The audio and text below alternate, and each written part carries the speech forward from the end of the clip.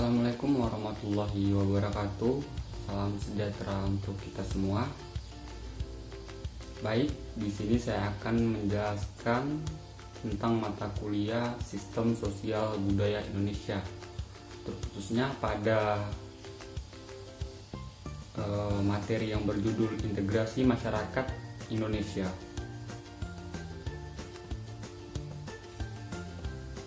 Kita masuk kepada poin yang pertama, itu ada struktur masyarakat Indonesia yang majemuk telah menimbulkan persoalan tentang bagaimana masyarakat Indonesia terintegrasi pada tingkat nasional. Hal ini disebabkan adanya yang pertama, pluralitas masyarakat yang multimedia sosial menimbulkan persoalan bagaimana masyarakat terintegrasi secara horizontal. Yang kedua, stratifikasi sosial yang terdapat dalam masyarakat Indonesia menimbulkan persoalan bagaimana masyarakat terintegrasi secara vertikal. Lalu mungkin di antara kalian ada yang menanyakan apa pengertian yang sebenarnya tentang integrasi. Baik, yang pertama ada integrasi, keterpaduan antara elemen atau unsur di dalamnya terjadi konsensus, sedangkan di disintegrasi, keterpaduan perpecahan antara unsur-unsur yang ada atau terjadinya konflik antara perseteruan dan pertentangan. Kemudian kita ke pengertian integrasi nasional secara etimologi dan terminologi. Pengertian integrasi nasional secara etimologi, pertama, etimologi adalah studi yang mempelajari asal-usul kata, sejarahnya dan juga perubahannya yang terjadi dari kata itu. Secara etimologi, integrasi terbagi atas dua kata, yaitu integrasi dan nasional. Kalau terminologi adalah penggunaan kata sebagai suatu istilah yang telah dihubungkan dalam istilah tertentu, pada umumnya dijelaskan oleh para ahli. Nah, kita lanjut ke materi yang selanjutnya, itu ada integrasi nasional atau national integration secara etimologi. Dalam bahasa Inggris, integration berarti kesempurnaan atau keseluruhan. Dalam bahasa Latin, integer yang berarti utuh dan menyeluruh. Sedangkan nasion sendiri artinya bangsa, sebagai bentuk persekutuan dari orang yang berbeda latar belakangnya, berada dalam suatu wilayah dan di bawah dan satu kekuasaan politik. Nah, teman-teman, di sini saya akan memberitahu kalian tentang pengertian integrasi nasional dari berbagai pakar secara terminologi. Pertama ada Safruddin Bahar 1996. Pengertian integrasi nasional dari dia itu upaya menyatukan seluruh unsur bangsa dan pemerintah dalam wilayah. Nah, kemudian ada Riza Noir Arfani 2001, pembentukan suatu identitas nasional dan penyatuan berbagai kelompok sosial dan budaya ke dalam suatu kesatuan wilayah. Kemudian ada Juliati Suryo, itu pada tahun 2002, bersatunya suatu bangsa yang menempati wilayah tertentu dalam sebuah negara yang berdaulat. Kemudian ada Ramlan Surbakti, itu pada 2010, proses penyatuan berbagai kelompok sosial budaya dalam suatu kesatuan wilayah dan dalam suatu identitas nasional. Dan yang terakhir ada Kurana pada tahun 2010 juga, untuk kesadaran identitas bersama di antara warga negara. Kemudian kita masuk ke tahap yang selanjutnya, materi yang selanjutnya itu ada jenis-jenis integrasi sosial atau integrasi politik yang dikemukakan oleh Byron Wiener. Yang pertama ada integrasi bangsa, proses penyatuan berbagai kelompok budaya dan sosial dalam satu kesatuan wilayah dan dalam suatu pembentukan identitas nasional. Kemudian ada integrasi wilayah, menunjukkan pada masalah pembentukan wewenang kekuasaan nasional terpusat di atas unit-unit sosial yang lebih kecil yang beranggotakan kelompok-kelompok sosial budaya masyarakat tertentu. Kemudian ada integrasi nilai, menunjukkan pada adanya konsensus terhadap nilai yang minimum yang diperlukan dalam memelihara tertib sosial. Yang berikut ada integrasi elit massa, menunjukkan pada masalah penghubung antara pemerintah dengan yang diperintah, mendekatkan perbedaan-perbedaan mengenai aspirasi dan nilai pada kelompok elit dan massa. Yang terakhir ada integrasi tingkah laku, perilaku integratif, menunjukkan pada penciptaan tingkah laku yang terintegrasi dan yang diterima dan mencapai tujuan bersama. Nah teman-teman, ada 3 aspek dalam integrasi nasional. Yang pertama, integrasi politik. Ini mencakup 2 poin. Poin pertama, dimensi vertikal, hubungan elit dengan massa, penguasa dan rakyat. Yang kedua, ada dimensi horizontal, hubungan yang berkaitan dengan masalah teritorial antara daerah, antara suku, antara umat beragama, antara golongan.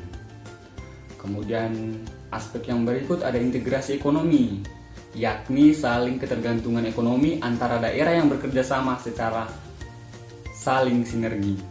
Dan yang terakhir ada integrasi sosial dan budaya, proses penyusunan unsur-unsur yang berbeda dalam masyarakat sehingga menjadi satu kesatuan. Nah selanjutnya ada materi tentang pentingnya integrasi nasional menurut Miron dalam Surbakti pada tahun 2010. Dalam negara merdeka, faktor pemerintah yang berkebebasan legitimate merupakan hal penting bagi pembentukan negara dan bangsa. Hal ini disebabkan tujuan negara hanya akan dapat dicapai apabila terdapat suatu pemerintahan yang mampu menggerakkan dan mengarahkan seluruh potensi masyarakat agar mau bersatu dan bekerja sama. Kemampuan ini tidak hanya dapat dijalankan melalui kewenangan menggunakan kekuasaan fisik yang sah, tetapi juga persetujuan dan dukungan rakyatnya terhadap pemerintah itu. Jadi diperlukan hubungan yang ideal antara pemerintah dan rakyatnya sesuai dengan sistem nilai dan politik yang tersepakati. Hal ini demikian memerlukan integrasi politik. Nah teman-teman, ada sumber historis, sosiologis, dan politis integrasi nasional. 3 model integrasi dalam sejarah perkembangan integrasi di Indonesia. Yang pertama itu ada model integrasi Imperium Majapahit. Struktur wilayah kekuasaan kemaharajaan secara konsentris. Kemudian yang kedua ada model integrasi kolonial, model integrasi secara wilayah dan secara integrasi vertikal. Kemudian yang terakhir ada model integrasi nasional. Sejak bernegara merdeka tahun 1945, yakni tumbuhnya kesadaran berbangsa pada diri orang. Indonesia politik etis dibagi menjadi 4 tahap, yakni masa perintis, masa penegas, masa percobaan, dan masa pendobrak. Kita ke sesi yang berikut, ada faktor-faktor yang menentukan tingkat integrasi suatu negara. Faktor yang pertama, adanya ancaman dari luar. Terus faktor yang kedua, gaya politik kepemimpinan. Faktor yang ketiga, kekuatan lembaga-lembaga politik. Faktor keempat, ideologi nasional. Dan faktor terakhir, kesempatan pembangunan ekonomi. Menurut Sunyoto Usman 1998, suatu kelompok masyarakat dapat terintegrasi apabila poin-poin terpenuhi. Poin pertama, masyarakat dapat menemukan dan menyepakati nilai-nilai fundamental yang dapat dijadikan rujukan bersama. Poin yang kedua, masyarakat terhimpun dalam unit sosial sekaligus memiliki cross-cutting affiliation sehingga menghasilkan cross-cutting loyalty. Yang terakhir, masyarakat berada di atas memiliki sifat saling ketergantungan di antara unit-unit sosial yang terhimpun di dalamnya dan memenuhi kebutuhan ekonomi. Baik teman-teman, kita lanjut ke poin yang selanjutnya, ada dinamika dan tantangan integrasi nasional. Poin pertama ada dimensi horizontal, masalah primordialisme yang masih kuat, hubungan daerah, kekuasaan, jenis, bangsa, ras, bahasa, agama, dan kebiasaan, serta geografis. Yang kedua ada dinamika vertikal, dimensi vertikal, adanya celah perbedaan antara elit dan massa karena latar belakang pendidikan dan kekotaan. Selalu ada konflik antara dua potensi dari kedua dimensi tersebut. Keinginan yang kuat dari pemerintahan untuk mewujudkan aspirasi masyarakat, kebijakan pemerintah yang sesuai dengan kebutuhan dan harapan masyarakat. Dukungan masyarakat terhadap pemerintah yang sah dan ketataan masyarakat melaksanakan kebijakan pemerintah adalah pertanda adanya integrasi dalam arti vertikal. Kebijakan strategis yang seharusnya dilakukan di Indonesia antara lain yang pertama memperkuat nilai bersama, yang kedua membangun fasilitas, yang ketiga menciptakan musuh bersama, yang keempat memperkokoh lembaga politik, yang kelima membuat organisasi untuk bersama, yang keenam menciptakan ketergantungan ekonomi antar kelompok, yang ketujuh mewujudkan kepemimpinan yang kuat, yang kedelapan menghapuskan identitas-identitas lokal, yang kesembilan membaur antar tradisi dan budaya lokal, dan yang terakhir ada menguatkan identitas nasional.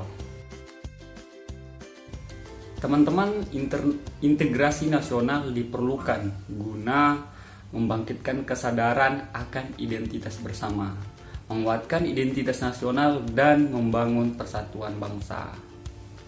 Dan berakhirlah sudah materi tentang integrasi nasional hari ini. Bila saya ada mengucapkan kata atau kalimat yang salah, saya mohon maaf. Akhir kata saya mengucapkan wabillahi taufiq wal hidayah. Wassalamualaikum warahmatullahi wabarakatuh.